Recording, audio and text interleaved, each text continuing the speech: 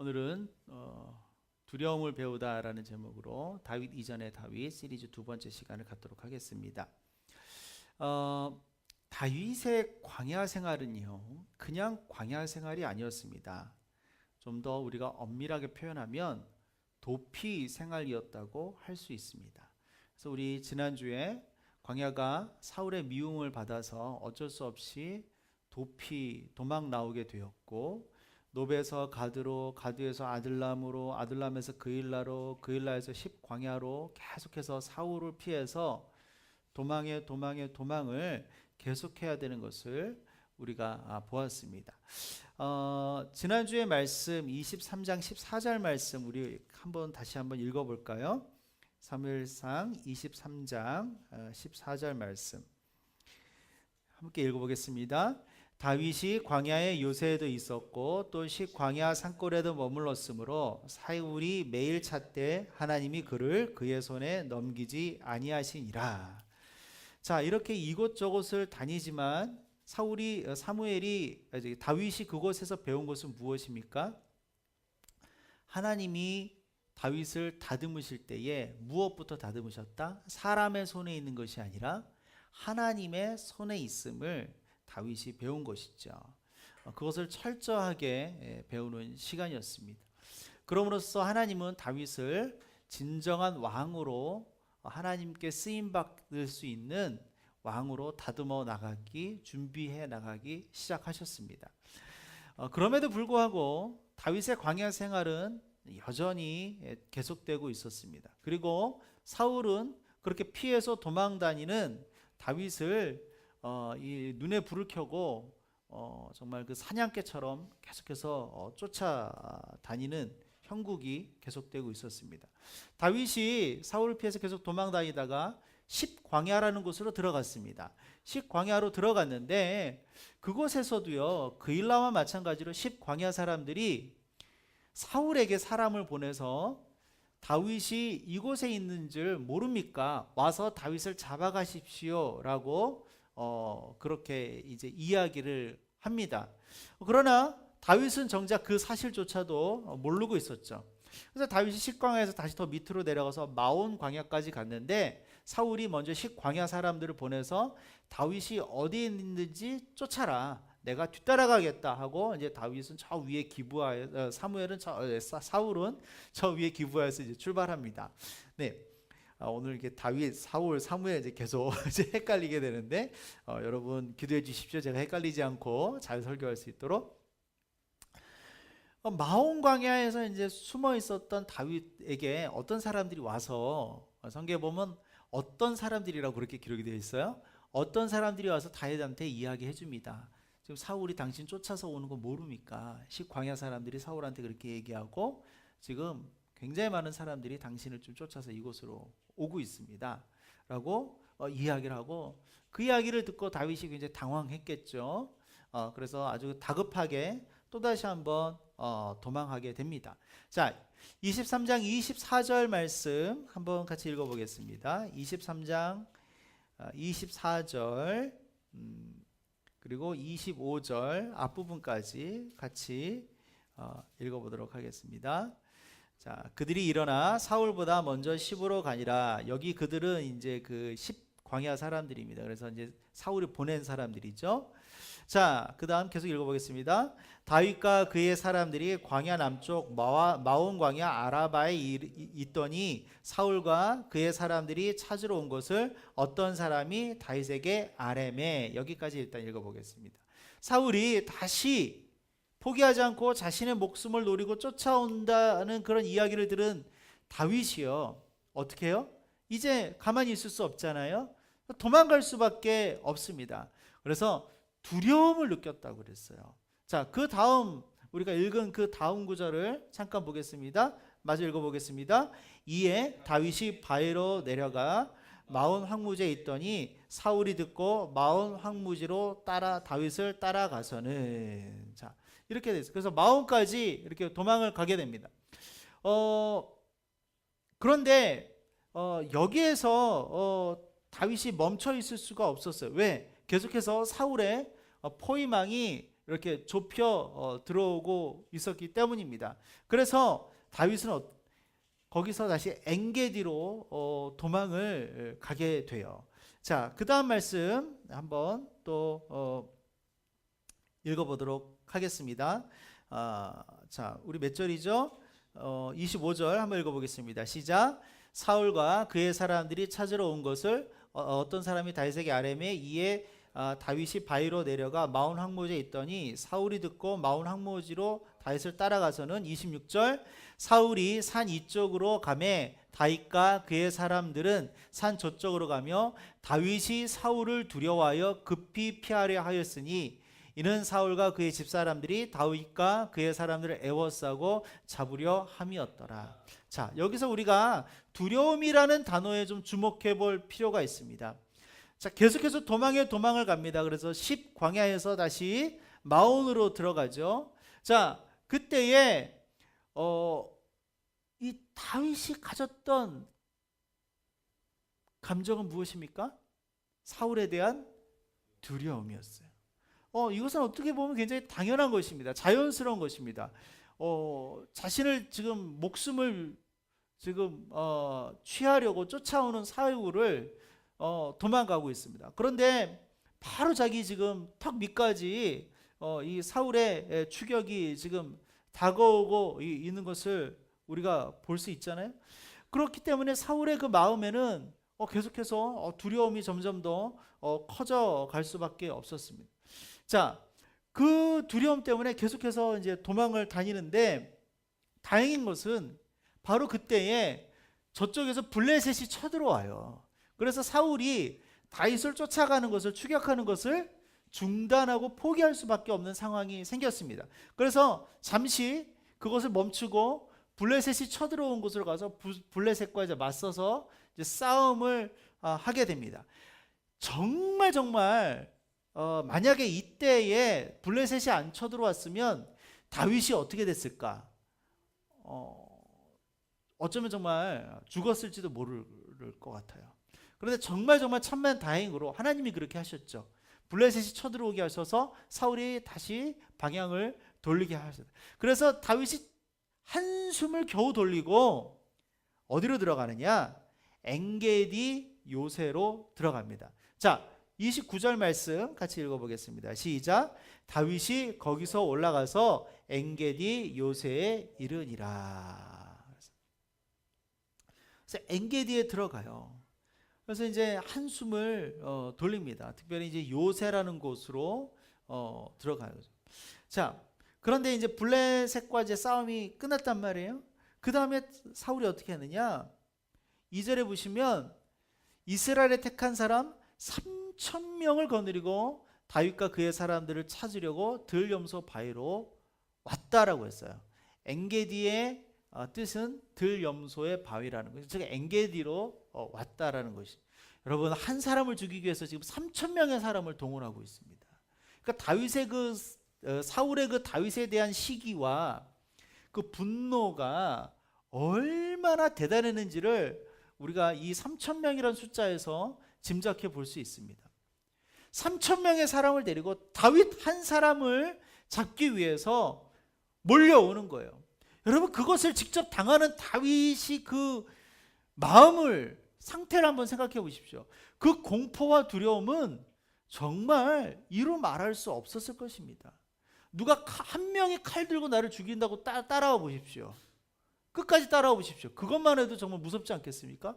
근데 그날의 최고의 권력자가 3,000명의 최정의 군사를 풀어서 자기를 잡으려고, 자기 목숨을 찾으려고 점점 포위망을 압박해서 계속 지구 끝까지 따라가겠다는 그 결단을 가지고 따라올 때에 다윗이 얼마나 공포스러웠겠습니까?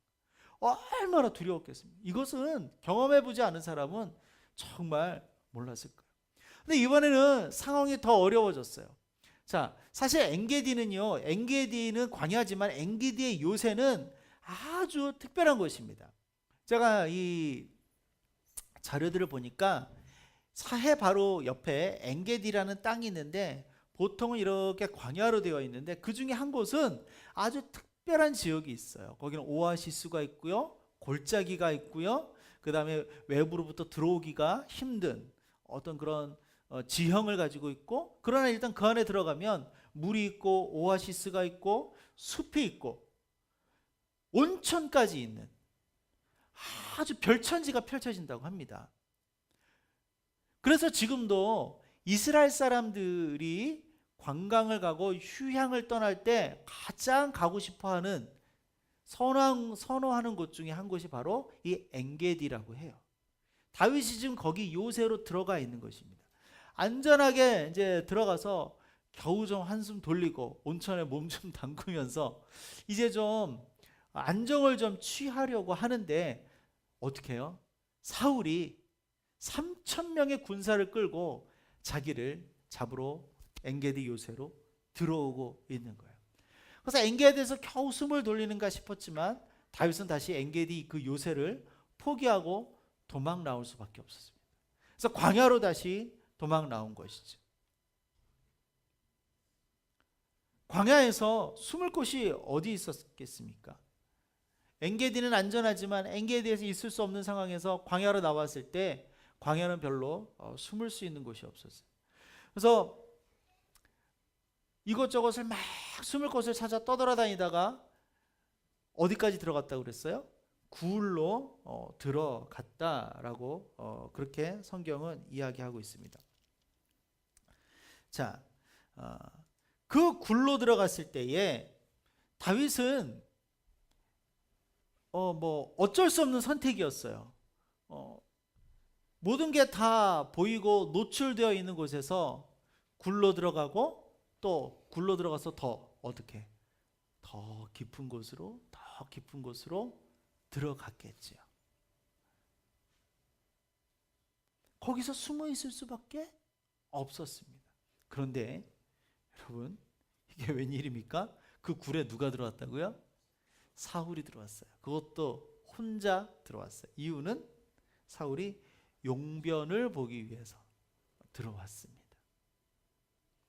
굴 입구에서 사울이 용변을 보고 있어요. 저 굴 저 깊숙한 곳에서는 다윗과 다윗의 일행들이 있습니다. 그때 다윗의 일행들이 다윗에게 무엇이라고 이야기하고 있습니까? 우리 24장 4절 말씀 한번 같이 읽어보도록 하겠습니다. 다윗의 사람들이 이르되 보소서 여호와께서 당신에게 이르시기를 내가 원수를 내 손에 넘기리니 내 생각에 좋은 대로 그에게 행하라 하시더니 이것이 그날이다 하매 다윗이 일어나 사울의 겉옷자락을 가만히 베니라. 사람들이 말했어요. 사울이 어떤 사람이에요? 지금 계속 자기의 목숨을 찾아서 쫓아다니는 사람 아닙니까? 사울만 아니면 목숨도 구하고 평안한 삶을 살 수 있는 것이 인생이 바뀌는 것입니다. 그 사울이 바로 자기 앞에서 용변을 보고 있어요. 그리고 주변의 사람들이 이야기합니다. 지금이 기회입니다. 지금 하나님께서 사울의 목숨을 당신에게 붙이셨습니다. 라고 이야기합니다. 다윗도 당연히 그렇게 생각했겠죠. 그래서 다윗이 칼을 들고 사울 뒤로 가죠. 그리고 그 칼을 들어서 사울을 향해서 이제 내리치려고 할 때였습니다. 그런데 다윗이 사울의 목이나 급소를 향해서 칼을 갖다 댄 것이 아니라 어떻게 해요? 사울의 겉옷자락을 가만히 베었다라고 했어요.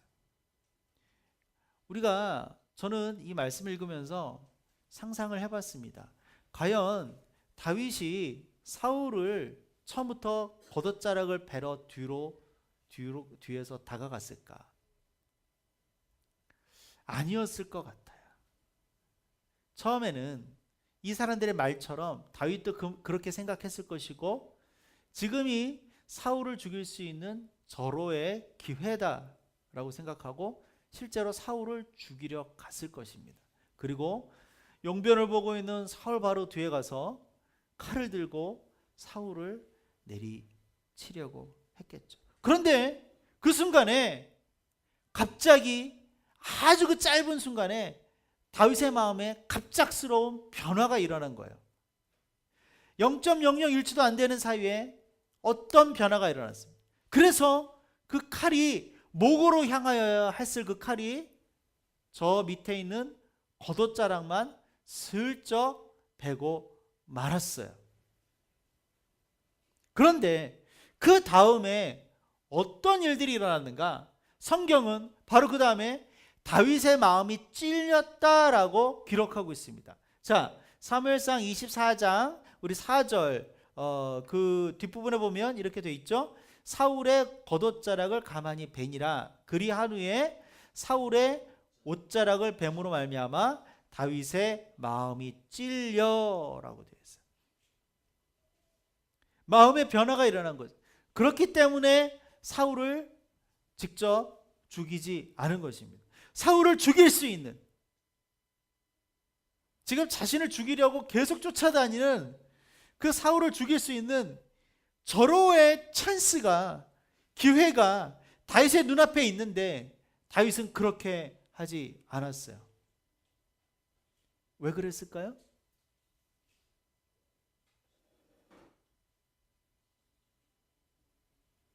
왜 그랬을까? 우리가 여러 가지로 생각해 볼 수 있겠습니다. 그러나 이 말씀 속에서 제가 발견하는 것은 이렇습니다. 다윗은요, 사울을 두려워했어요. 아까 다윗이 사울을 두려워하기 시작하였다라고 했죠. 그 두려움은 엄청났을 것입니다. 그 두려움은 너무나 커서 다윗의 모든 것을 압도하고도 남을 만한 것이 분명했습니다. 즉 다윗은 그 두려움에 지배당하는 셈이 되고 만 것입니다. 그런데 그 두려움을 심어준 장본인 사울을 죽일 수 있는 절호의 기회가 바로 눈앞에 생긴 거예요. 그 사울을 죽이면 나의 이 두려움이 어떻게 될 것이다. 두려움이 없어질 것이다 라고 다윗은 생각했겠죠. 그래서 칼을 몰래 들고 사울 뒤에까지 가서 사울을 죽이려고 칼을 들었었습니다. 그런데 바로 내려치려는 그 순간 다윗이 깨달은 한 가지가 있었습니다. 사울은 하나님이 기름 부어 세우신 왕이라는 사실을 불현듯 다윗이 생각하게 된 것이죠. 일부러 생각한 것인지 하나님이 생각하게 하신 것인지 우리는 알 길이 없지만, 그렇기 때문에 그것이 사울 때문에 생겨난 다윗의 두려움을 바꿔놨어요. 그 생각이 드는 순간, 어떤 생각? 하나님께서 사울을 기름 부어 왕으로 세워주셨다는, 누가 하셨다는? 하나님께서 하셨다는 그것을 떠올리게 되었을 때 다윗의 두려움이 바뀌었어요.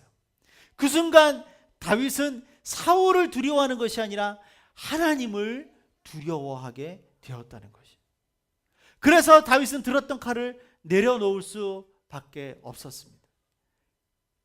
우리 한번 만약이라는 가정을 가지고 생각해 봅시다. 만약 다윗이 자신의 두려움을 없애려고 사울을 죽였다면, 원래 생각하고 의도했던 것처럼 사울을 죽였다면 정말 다윗 안에 있는 두려움이 사라졌을까요? 그래서 왕이 되고 나라를 다스리는 사람이 되었다 해요. 다윗 안에 있는 두려움이 완전히 사라졌을까요? 제가 생각하기에는 사울 때문에 생겨난 두려움은 사라졌을지 모르지만 아마 다윗에게 또 다른 두려움들이 생겨났을 것입니다. 누군가에게로부터 어떤 상황과 어떤 일 때문에 다윗의 마음에 또 다른 두려움이 들어왔겠죠. 그렇게 두려움의 모양과 형태와 원인은 바뀌어가지만 그 두려움에 평생 시달리다가 다윗도 그렇게 죽어갔을지도 모릅니다. 누구처럼? 사울이 그랬던 것처럼. 사울은 다윗을 두려워하였고 사람들을 두려워하였습니다. 그래서 그렇게 산 것이.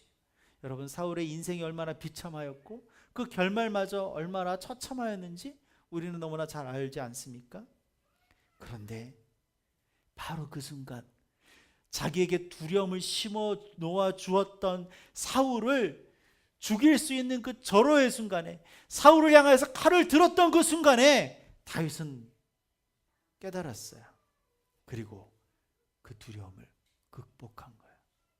사울을 죽임으로 극복한 것이 아니라 사울을 죽이지 않음으로 그 두려움을 극복한 것입니다. 사람을 두려워하는 것이 아니라 누구를 두려워하기 시작하였기 때문에, 하나님을 두려워하기 시작하였기 때문에 일어나는 극적인 변화였던 것입니다. 그래서 다윗은 그냥 사울의 겉옷자락만 베었을 뿐이에요. 다윗은 하나님께 두려워하는 것이 무엇인지를 배웠습니다. 진짜 두려움이 무엇인지를 배웠어요. 새로운 두려움을 배웠습니다. 그러나 그 새로운 두려움은 나쁜 두려움이 아니라 그에게 선한 영향력을 가져다 줄 수 있는, 그의 삶을 변화시켜 줄 수 있는 그러한 두려움인 것이죠.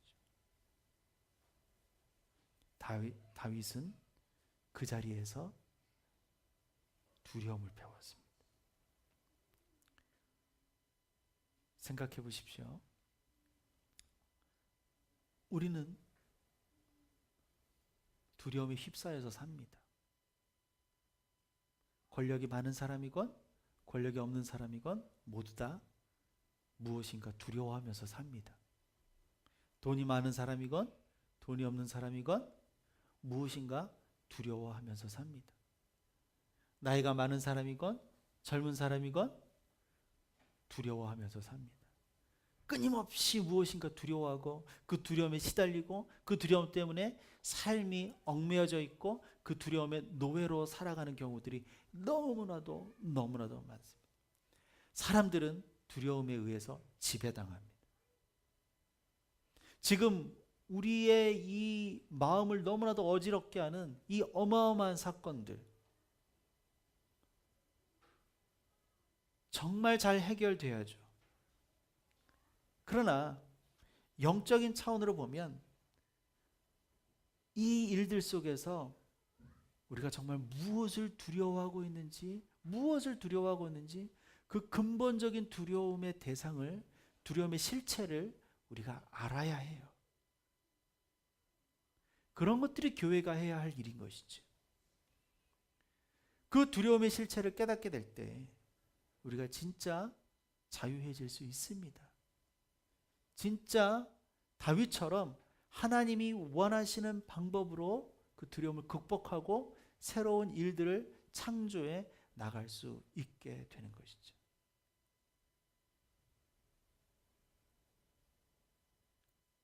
그런데 그 두려움은 어떻게 극복돼요? 우리 모든 두려움은 도리어 하나님을 두려워하게 될 때 극복될 수 있다는 것입니다. 하나님을 두려워한다는 것은 무슨 뜻입니까? 하나님을 무서워한다는 것이 아니라 하나님을 경외한다는 것이죠. 영광이라는 단어는 무게라는 단어와 똑같다고 합니다. 하나님의 영광이 임할 때 하나님의 그 존재의 그 무거움, 무게가 우리를 압도하는 것이죠. 그 앞에서 우리가 어떻게 서 있을 수 있습니까? 그 앞에서 나타나는 반응이 바로 경외함입니다. 그것이 하나님을 향한 두려움이죠.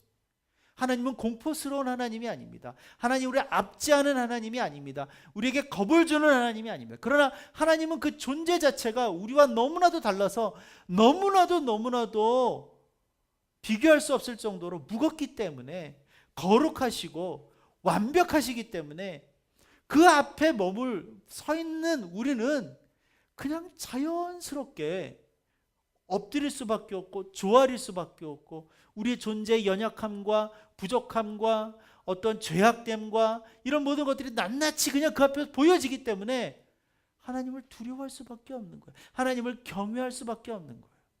진정한 겸손을 찾아 나갈 수 있는 것입니다. 이것이 하나님을 두려워하는 것입니다.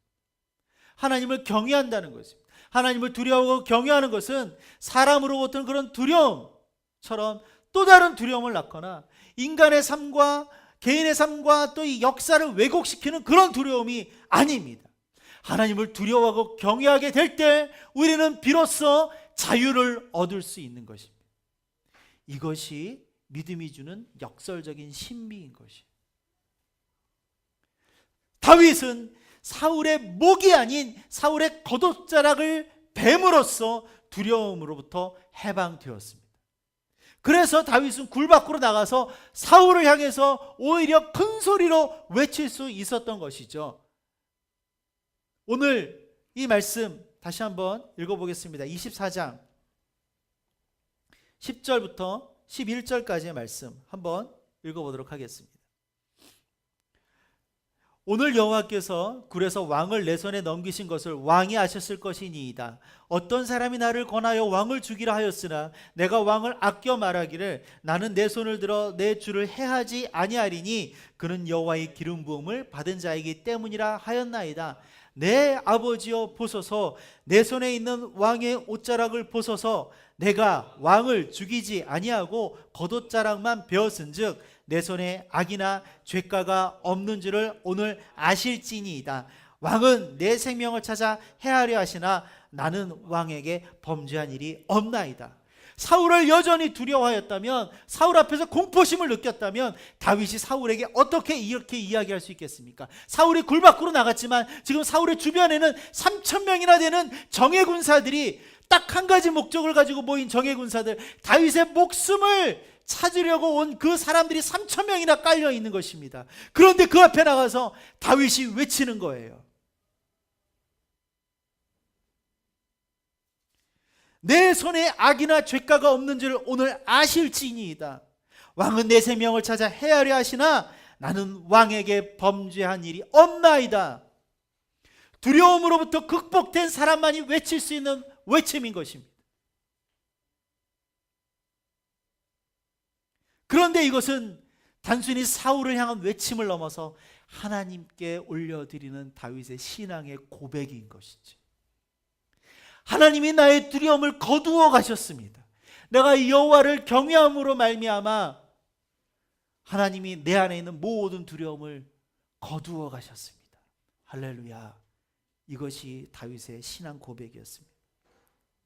하나님은요, 광야에서 다윗에게 두려움이 무엇인지 가르쳐 주셨습니다. 다윗은 하나님으로부터 두려움이 어디로부터 오는지, 두려움의 실체가 무엇인지, 그 두려움의 결과가 무엇인지를 철저하고 정확하게 배웠어요.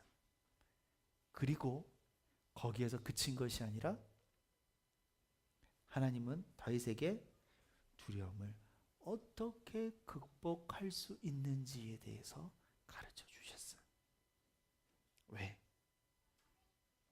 이후에 준비되어 있는 큰 역사를 감당할 나라의 왕으로서 하나님은 적어도 그런 사람을 원하셨기 때문입니다. 그래서 다윗을 광야로 보내주셨고, 너의 목숨과 너의 삶과 이 역사는 사람의 손에 달린 것이 아니라 하나님의 손에 달려 있다는 것을 가르쳐 주셨고, 그리고 어쩌면 평생 쫓아다닐 수밖에 없었던 두려움으로부터 해방시켜 주신 것이, 두려움을 어떻게 극복해야 하고 두려움을 어떻게 다루어야 하는지를 가르쳐 주신 것입니다.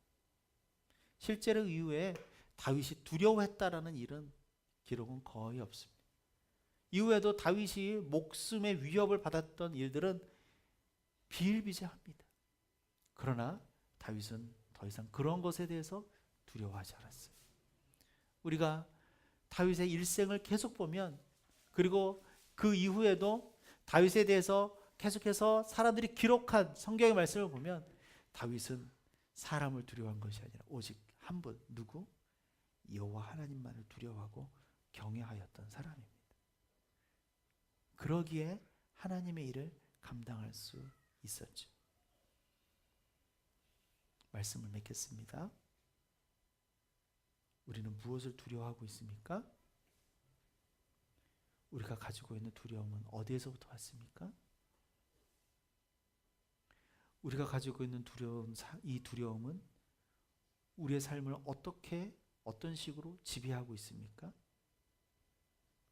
우리가 가지고 있는 두려움의 실체는 무엇입니까? 그렇다면 우리는 어떻게 그 두려움을 극복해 나갈 수 있겠습니까? 함께 기도하겠습니다.